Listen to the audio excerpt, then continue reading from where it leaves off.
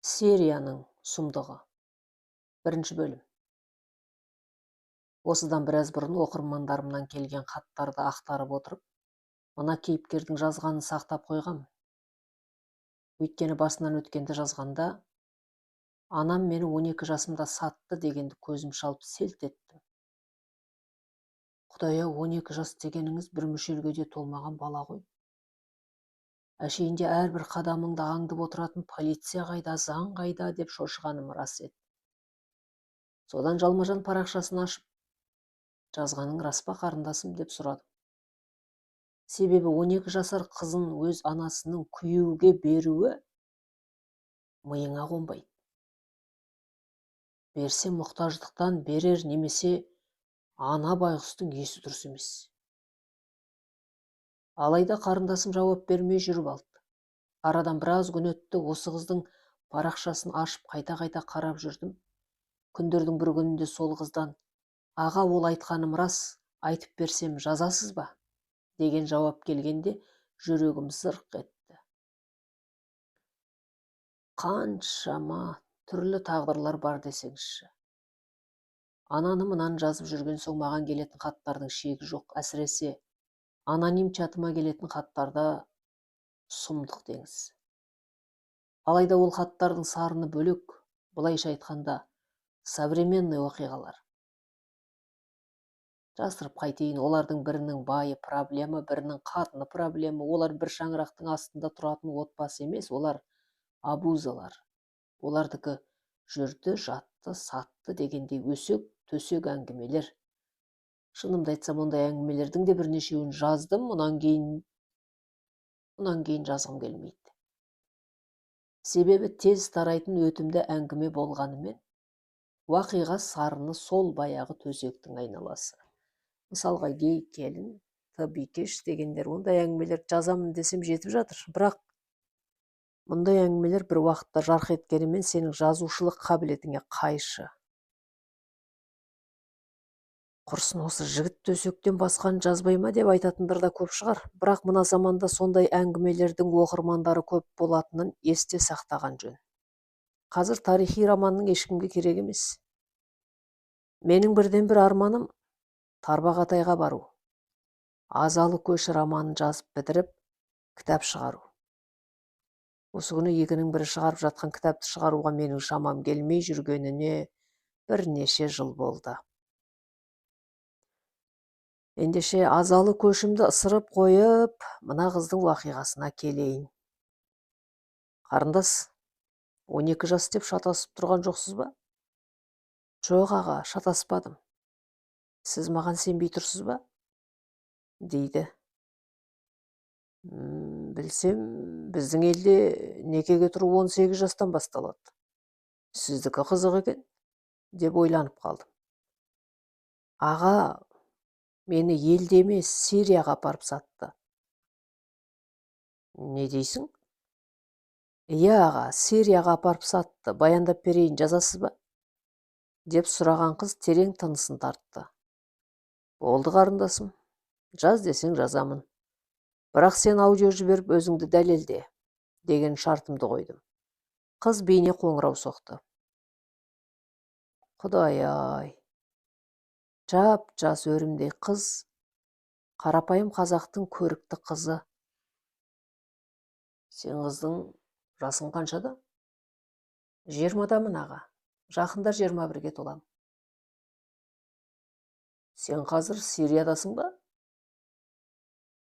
Жоқ, келдім ғой. Әрең дегенде қашып келдім. Деп жауап берген қыз сөйлеп жатты. Сонау бала күнім. Есімді білгенімде үйде анам мен әкемнің барын білдім. Олардың әлденеге келіспей өзара дауласып жатқандары да еміс-еміс есімде қалыпты. Алайда олардың айқайы көпке бармады. Әкем мен анам ажырасып тынды. Бұл менің 3 жасқа толған кезім. Бала болсам да әкемнің бөлек кеткенін түсіндім. Осылайша бірде әкемнің қолында болсам, бірде анамның қолында болдым. Арадан күндер өте берді. Ай соңын жылдар жалғастырды. Жасым 6-ға келді. әне міне мектепке барамын деп басыма бантик байлап жүрген кезім. Бір күні алып кеткен әкем өзінен өзі әңгіме айта бастады. Қызым, сен мені жақсы көресің бе? Иә, деп барып мойнына асылдым. Әкем терең тынысын тартып, күрсінгендей болды. Баламын ғой, ештеңе түсіне алар емеспін.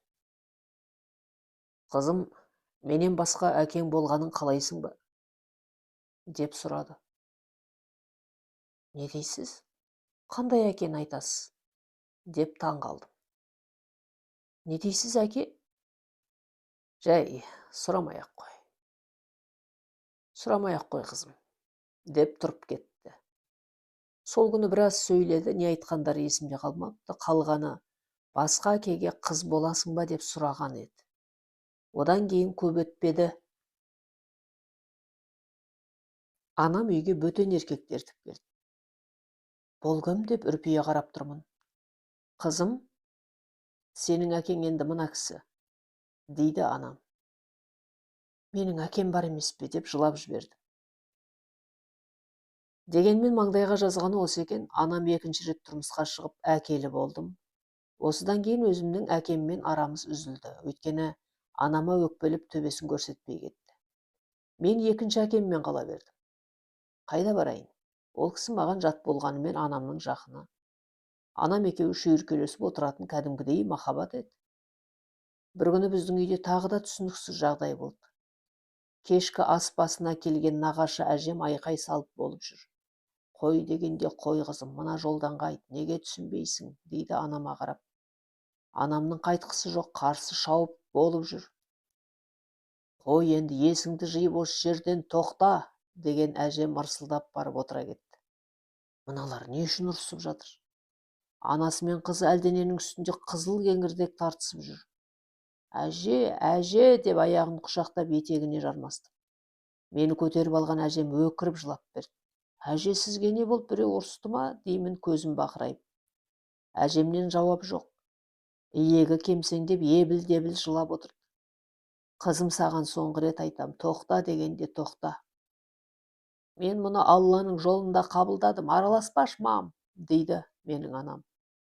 Құдай тас төбеңнен ұрған екен ғой, деген әжем сол күні ұзақ жылады. Содан көз қарайып қараңғы тартқанда үйіне кетті. Мам, әжем неге жылап кетті?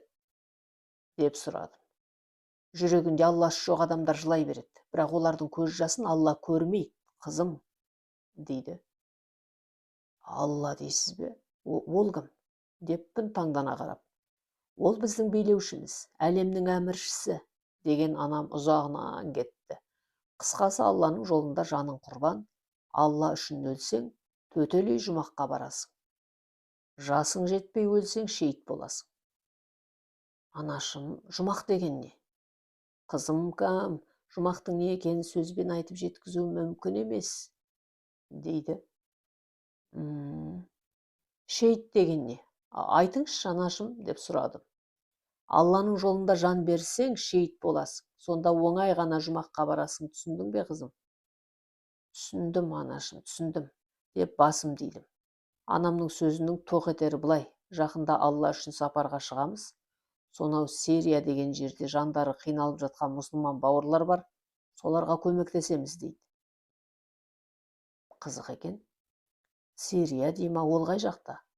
Біз ол жаққа қашан барамыз? Мен мектепке барам деп шашыма бантик байлап үйреніп жүрсем, бармайтын болғаным ба? Я, бармайтын болғаным. Есесіне Сирияға барамыз. Алланың жолында шейіт боламыз, сосын мамам екеуміз жұмаққа кіреміз. Жұмақта жаныңа керектің бәрі бар. Бастысы, мен жақсы көретін таза өзен бар. Сол өзенге шомылып, Кәусар бұлақтың тәтті суын ішіп, сайран бақты аралаймыз. Ол бақта құстар сайрап тұрады. Мен бұлбұлдың дауысын естігім келеді. Олай болса кеттік, дайынмын. Қиялыммен қыдырып жүріп ұйықтап кеткен екенмін, анам түртіп оятты. Көзімді уқалап орнымнан тұрдым. Кәне қызым, үстіңе мыналарды киіп ал, жолға шығамыз, дейді құлағыма сыбырлап. Басымды бұрып терезеден қарадым. Таяқ тастам жер көрінбейтін тастай қараңғы. Анашым дала қараңғы ғой. Қорықпа, күтіп алатын адамдар бар деп отыра кеткен анам киімдерімді ауыстыра бастады. Анашым, иә қызым, деп сыбырлап сұраған болды. Мынау киім емес қой, көзіме дейін жауып қалды. Қара түсті киім ұнамайды, деп бұртиған болды. Қызым, жайырақ сөйле. Бізді аңдып жүрген болуы мүмкін, деп терезені көрсетті. Ештеңе түсіне алар емеспін. Бір жағынан қорқып барам. Өйткені киімдерімді ауыстырған анам орнынан тұрғанда қабырғаға ілінген айнаға қарады. Құдай сақтасын, мынау мен бе? Жіпсиген екі көзімнен басқа ештеңе көрінбейді. Кішкентай ғана қап-қара құбыжық сияқтымын. Анашым, мен мынаны кимеймін, қорқынышты, деп басымдағы орамалды жұлып алдым. Анам жалт қарады. Сен қыз жұмаққа барғың келе ме? Иә, барғым келеді, көргім келеді. Олай болса басыңды жап, бір тал шашың көрінсе, жұмаққа бармайсың. Кәне қызым, мынаны ки, деп зіркілдеп сөйлеген анам еденде тұрған ала сөмкені көтерді. Кеттік. Кетсек кеттік, деп бүркеніп алып соңынан ердім. Анам үй ішінің жарығын сөндіріп есікке жетті. Одан сырттан құлыптап сөмкесін арқалады. Айнала тастай қараңғы. Ауыл ішінде өлі тыныштық орнаған. Анда-санда арсалаңдап үретін иттердің де үндері өшкен. Оқтын-оқтын шырылдаған шегірткелердің дауыстары шығады. Анам екеуміз қара түнді қақ жарып жортып келеміз. Ауыр сөмке белін ауыртса керек, тоқтай қалған анам жерге қоя салып ақтара бастады. Мам, не іздеп жатырсыз, деп сұрадым. Қызым, түнгі дыбыс қатты шығады, дейді. Төбесіне төріп аңтарылып тұрмын. Баламын ғой. Ешкім көрмей тұрғанда шығып кетсекші деймін. Анамның жасырын түрде суыт жүрісінен қашып бара жатқанымызды байқадым. Егер құтылып кетсек, Сирияға барамыз. Одан әріде жайлы жұмақ бар. Мұнда жүріп өлсең, жұмақ қайда? Ол жақтан тым жақын, қол созым жерде. Ендеше сонда барып өлу керек. Сөмкесін ақтарған анам қап-қара орамал шығарып жерге жая салды. Анашым, мұны не істейсіз? Не істейтінімді қазір көресің, деген анам күйбеңдей берді. Тесіле қарап тұрдым.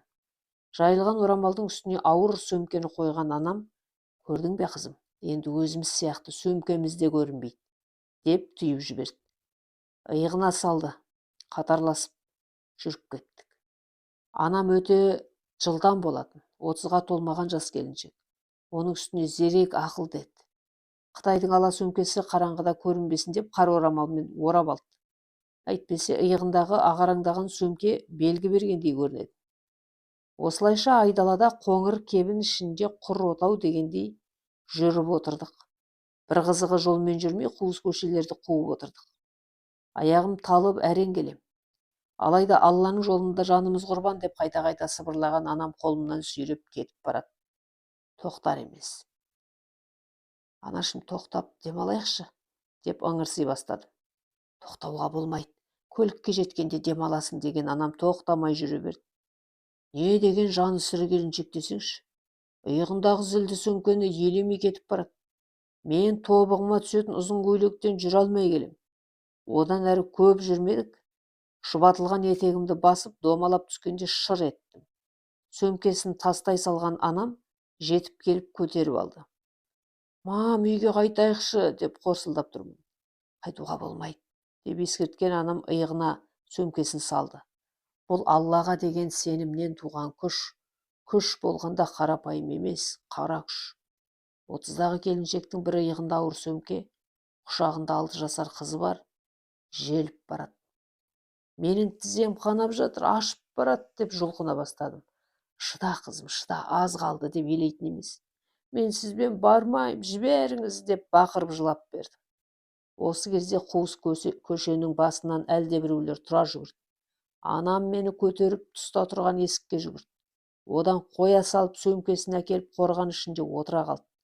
Ал жүгіріп жеткен адамдар кәне қайда кетті деп сұрап жан-жақтан іздей бастады. Қорыққанымнан дымымды шығармай бүкшиіп отырдым. Газды оқтың жарығын жаққан бір адам келіп қорғаннан үңілді. Дымыңды шығарушы болма. Бетімді басып бет-бетімнен жатырмын. Бейтаныс адам мойнын созып қайта-қайта қарай берді. Басымды бұрып әкеткенде Анамды көрдім. Қолын сөмкесіне салып жатты. Одан жүзі жылтыраған пышақ шығарып, орнынан тұра берді. Анамның қолындағы жалаңдаған пышақты көргенде шыңғырып жібердім. Жылаған даусымды естіген адамдар, олар мына жерде деп бір-біріне айқайлап жинала бастады. Қане, қайда олар дейді бірінің үстіне бірі ентелеп. Өзім домалап жатып, таныс адамның даусын естігенде сап тиылып басымды көтердім. Мынау менің ағам ғой деймін жан-жағыма қарап. Бұл кісі анамның анасының туған інісі. Менің нағашым еді. Өзі сондай жақсы адам. Үйіне барсам, жиен қыз келді деп балмұздақ беріп еркелетіп отырады. Түн қараңғысында сол ағамды көргенде қуансам керек. Талғат аға, біз мұндамыз деп айқай салдым. Алайда олар мені анамның қолынан ала алмады. Ұлтарақтай пышағын әр еркекке бір көрсеткен анам оңайлықпен берілмей, қит еткенге пышақ сілтеп айқайлап әлек. Түн ішіндегі осы дауысқа үй иесі шығып абыр-сабыр басталды. Әй, бұлар кімдер, әй, қайсың бұл? Біздер жақ апан, топан. Мені анамның қолынан ала алмаған 4 еркек айнала қашып тентіреп жүр. Шал, әй, шал, бері шық, ауламызға мастар кіріп кеткен. Кәрі кемпір екінші рет айтып жақындай берді. Мені кеудемнен қысып ұстап алған анам шегіне берді. Әй, сен нашарсың ба? Қызыңды ертіп қайда жүрсің? Кемпір әйел екенімізді киімімізден таныса керек, еркектерге қарап айқай салды. Ой, жау алғыр, алқаш шындылар, бір қатынмен қызды сонша қуып, не болды сендерге? Дейді. Онысына топ ішінен жауап алды. Әже, бұл менің қарындасым, мен мұның ағасымын. Бізден қашып, сіздің қорғанға кіріп кетті. Осы кезде үйдің есігі ашылып, жарық сәулесі түсті. Отымды сәтті пайдаланған ағам ұрын келіп, мамамды қапсыра құшақтап алды. Әй, жібер келіншекті. Үйге иегі кемсеңдеген кемпір шәң кетті. Әже, араласпаңыз, айттым ғой, бұл менің қарындасым. Жетіп келген ағамның досы мені көтеріп алды. Жиен ағам мамамды көтеріп қаша жөнелді. Біз соңынан ердік. Әй, мына жүгірмектерді жұмырған бәй, деп шәңкілдеген кемпірмен шал қала берді. Жын емес, әже, бұл қызды дін ұрған, дін. Ойбай, көтек, не дейді? Әй, шал, қайдасың? Мыналарға милиция шақырайық. Кетті, әні қызды сүйреп қашты, баланы да алып кетті, деген кемпір бісмілләсін айтып жатты. Сол күні бізді ұстап алған ағам үйге қамады. Одан таң атпай өкпесі ырсылдап нағашы әжем жетті. Сен қызға сөз жоғын екен, қайда барасың?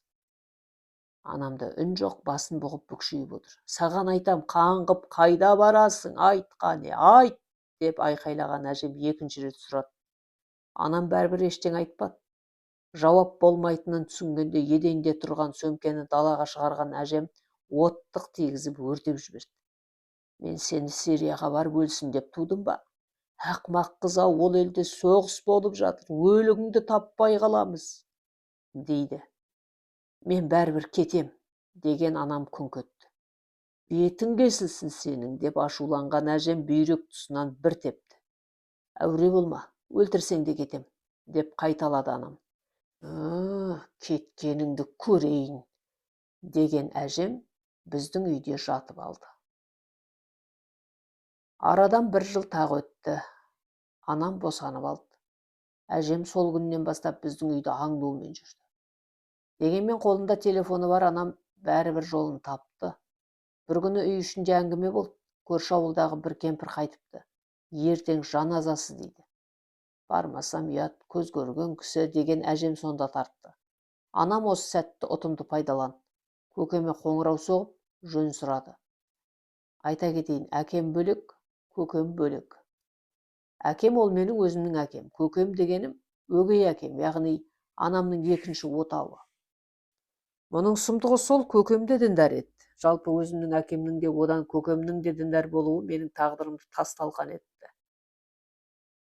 Осы жағын басынан бастап айтып берейін. Анам қыз күнінде менің әкеме өлердей ғашық болыпты. Жоғарыда айтқанымдай, ол кісі діндар еді. Анам ол кезде шалбармен, юбка кофтамен жүретін әдемі қыз болған.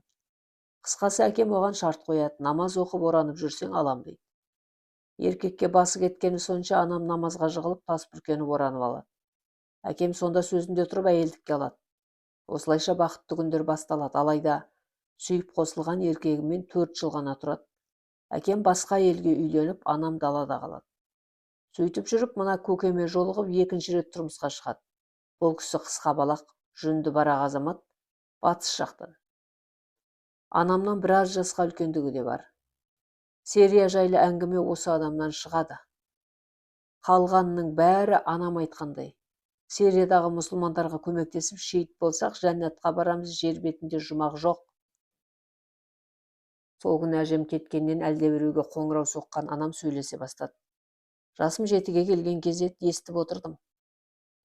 Бір түнде мүмкіндік болады, билет дайын ба? Деп сұрады анам. Көкемнің не айтқанын білмеймін. Қуанып кеткен анам телефонын тастай салып сіңлімді көтеріп алды. Бұл қызбен анамыз бір, әкеміз басқа. Бұл қыз көкемнен туған қыз. Қызым, бүгін түнде жол жүреміз деді. Сыбырлаған анамның жүзінде қуаныштың белгісі тұрды. Қайда барамыз деп сұрадым. Сирияға барамыз. Ешкімге айтпа. Ешкімге айтпа, қызым, деп ернін басты. Анашым, әжем тағы ұрсады ғой деп жыламсыраған болдым. Әжең білмей қалады. Ол келем дегенше біз Сирияға жетіп аламыз, дейді жұбатып отырып. Олай болса жақын екен ғой деймін, қорс-қорс етіп. Я, қызым, жап-жақын, билетімізді алып береді, ұшақпен барамыз деп күйбеңдеп кетті. Мен соңынан еріп болып жүрмін. Анам жолда жейтін тәттілерді дайындаған болды. Анашым, Айшаны қайтеміз деп құндақта жатқан сіңлімді көрсеттім. Мұны да ала кетеміз деп басынан сипап қойды. Осыдан кейін үй ішінде жүгіріс басталды. Шатырға шыққан анам жасырып қойған киімдерін әкелді. Шатырға қоймасқа амалы жоқ. Әжем көрсе өртеп жібереме деп қорқатын. Осылайша 2 сағатта тас түйін дайын отырдық. Анам қайта-қайта телефонына үңіліп әлек болды. Көзім ілінген екен, анамның тұр қызым, кеттік деген даусынан ояндым. Бір түні бәрі ойдағыдай болды. Сөмкесін иығына асқан анама біреу келіп көмектесіп жатты. Мына адам кім деп қарай бердім. Қане тездесіңдер, ұшаққа үлгермей қаласыңдар деп әлгі адам анама сөйледі. Сонда ғана таныдым. Бұл менің көкем еді. Есік алдына көлігін қойыпты, өзі анама көмектесіп болысып жүр. Көке, қайда барамыз? Оны мамаңның өзі айтады, деп қолымнан жетектеп көлігіне апарды. Есікке құлып салған анам құндақтаулы сіңлімді көтеріп көлікке отырғанда жүріп кеттік. Билетті Қырғыздан алдым, бізден табылмады, деген көкем анамның қолына қағаздар берді. Таң бозарғанда қазақ-қырғыз шекарасына жеттік. Көкем бізді өткізіп тастап өзі қала берді. Әрі қарай басқа адамдар әкетті. Одан әрі Бішкекке жетіп ұшаққа отырдық. Қанша ұшқанымыз есімде жоқ, әйтеуір біраз уақытта қазіргі Түркияның Анталия деген қаласына қондық. Алдымызда Сирия, қызым, дейді анашым. Қайда деп терезеге ұмтылдым. Қарамай-ақ қой, ол бұл әлі Түркия, Сирияға енді барамыз дейді. Анашым, Сирия деген не? Адам ба, қала ма? деп сұрадым. Анам оның мемлекет екенін, біз сондағы батырларға көмектесу үшін бара жатқанымызды қайталап өтті. Сонда қандай көмек береміз деп тағы сұрадым. Қолымыздан қандай көмек келеді, бәрін береміз. Ұмытпа, қызым, біз мұны ұлық Алла үшін жасаймыз, дейді. Сол қаланың шетіндегі ескі үйде бір апта тұрдық. Жан-жақтан адамдар жинала бастады. Олардың арасында Қазақстаннан барған қазақтар да болды. Осы аптада бір автобус адам жиналды. Қане, жолға керек нәрселеріңді алыңдар, кетеміз деп бұйрық берді аузы басын жүн басқан бір адам. Адамдар шығып автобусқа беттеді. Сонда біз тұрған үйден бірнеше адам шығып автобусқа отырғанда көліктің толып кеткенін көрді. 1, 2, 3, 42. Санап шыққан адам сырттағы кісіге айқай салды. 42 адам, дұрыс па, мунафих? Дұрыс. Я, бүгінге 42 адам, ертең 3 рейс жасайсың. Келіп жатқан адам көп. Ақшалары төленген бе? Деп сұраған жүргізуші барып рөлге отырды. Аңыранған автобус қозғала берді. Қаланың ішінен өтіп алаңға жеткенде кеш болды. Одан әрі шекараға жеткенде қою қараңғы болды. Келдік, осы жерден өтесіңдер, дейді бастап барған бір адам. Топырласып автобустан түстік. Жол көрсетуші жүріп отырды. Біз соңынан ердік. Өзімнен 3-4 жас үлкен қыз маған жақындай берді. Қайдан келдің? Дейді. Қазақстаннан келдім дедім. Анам солай айт деп тапсырып қойған. Деп таңдана қараған қыз. Қайда барасың? Деп тағы сұрады. Сирияға барамыз деп сыбырладым. Қыз тағы да мойнын созды. Осы жақта кімнің үйіне барасың? Дейді. Сирияның үйіне барамыз. Әне, анам бар, сіңілім бар деп айтып жатырмын. Сен ол жаққа барма. Білесің бе, ол жақта соғыс болып жатыр. Одан да менімен жүр. Менің жанымда қалсаң, түк те қауіп жоқ. Дейді. Жоқ, әпке, мен сізбен қалмайым. Біз Алланың жолында бара жатырмыз. Біздің сыбырласып сөйлескенімізді байқаған жол көрсетуші әлгі қызға жақындап келіп, сонша пышырласып не болды? Біз бұлардың ақшасын төледік. Сен қыз, қараңды батыр бұл жерде. Деп зіркілдеп ұрса бастады. Сонда маған қазақшалап сөйлеп, өкінесің сіңлім, ертең-ақ өкінесің деген қыз топтың соңында қала берді. Біз сым тартылған шекараға жеттік. Анадай жерде қару асынған әскерилер тұр. Аузым ашылып, сымның астынан өтіп жатқандарға қарап тұрдым. Барма, қашып кет деген дауыс шығып артыма қарасам, әлгі қыз тұр. Барма ол жаққа, одан да менің пәтеріме жүр, екеуміз ғана тұрамыз, дейді. Сөйтіп тұрғанда анамның кезегі келді. Оның соңынан мен ердім. Сымның астынан жер бауырлап жатып өтіп барамыз. Сендерге анау солдаттар оқ атады, көресің деген қыз бергі жақта қала берді. Мен қарсы жаққа шығып алдым. Бізді әкелген жол көрсетуші қала берді. Басқа адамның соңынан ердік. Әрі қарай ұшы-қиыры жоқ жүгері алқабына жеттік. Алайда біз ол жерден өте алмадық. Қыз айтқандай арттағы әскерлер оқ ата бастады. Одан алдымыздан оқ атқандар шықты. Осылайша екі жақ қан майдан жасады. Сол түні екі жақтың не үшін атысып жатқандарын түсінбеген едім. Оны кейін білдім. Соны айтып берейін. Біз сонда Сирия мен Түркияның шекарасынан заңсыз өттік. Түрік әскерлері ақша алған соң үндемей өткізіп жіберді.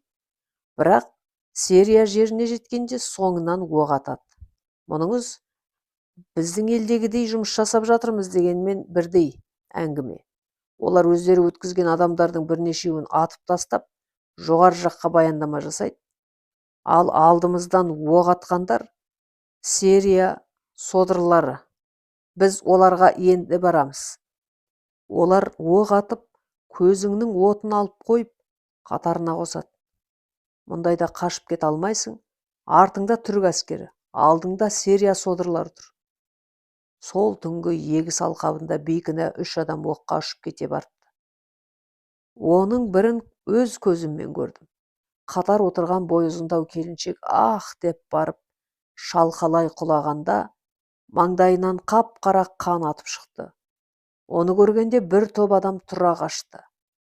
Мен белшеден келетін балшық батпаққа батып бара жаттым. Бірінші бөлімнің соңы. Авторы Ғани Бейсен. Оқыған Нұрлыгүл Өтемісқызы.